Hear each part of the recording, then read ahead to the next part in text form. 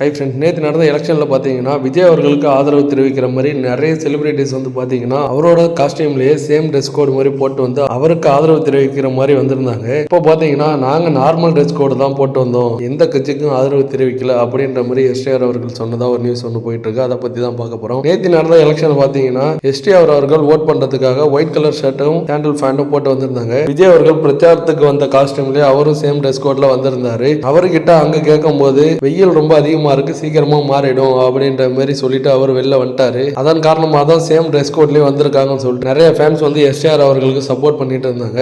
ஆனா பாத்தீங்கன்னா அவரு நான் எந்த இதுக்கும் ஓட் பண்ணல, மக்கள் முடிவு பண்ணட்டும், நான் விஜய் அவர்களுக்கு தம்பி மாதிரி தான், அதுக்குன்னு ஓட் பண்ணணும்னு அவசியம் இல்ல மக்கள் முடிவு பண்ணட்டும் எந்த கட்சி வரணும்ட்டு என்கிட்ட கேட்காதீங்க அப்படின்ற மாதிரி எஸ்டிஆர் அவர்கள் சொல்லிட்டாரு. தமிழ்நாட்டில் பாத்தீங்கன்னா நேற்று நடந்த எலெக்ஷன் அதிகப்படியான வாக்குகள் பதிவாயிருக்கான். இந்த வருஷம் பாத்தீங்கன்னா எலெக்ஷன் முற்றிலும் மாற்றத்தை ஏற்படுத்தும் அப்படின்ற மாதிரி சொல்லியிருக்காங்க. ஏன்னா விஜய் அவர்கள் அரசியலுக்கு வந்ததுனால நிறைய யங்ஸ்டர்ஸ் வந்து ஓட்டுகளை பண்ணியிருக்காங்க. ஸோ வெயிட் பண்ணி பார்க்கலாம். எலெக்ஷன் முடிஞ்சு ரிசல்ட் வரும்போது தான் தெரியும் எந்த கட்சி ஆட்சி பிடிக்க போகுதுன்ட்டு. எஸ்டிஆர் அவர்களோட இந்த ஒரு பதிலுக்கு நீங்க என்ன நினைக்கிறீங்கன்னு கமெண்ட் பாக்ஸ்ல கமெண்ட் பண்ணுங்க. இது போல ஆட்டான ட்ரெண்டிங்கான அப்டேட்டுக்கு நம்ம சேனலை சப்ஸ்கிரைப் பண்ணி வைங்க.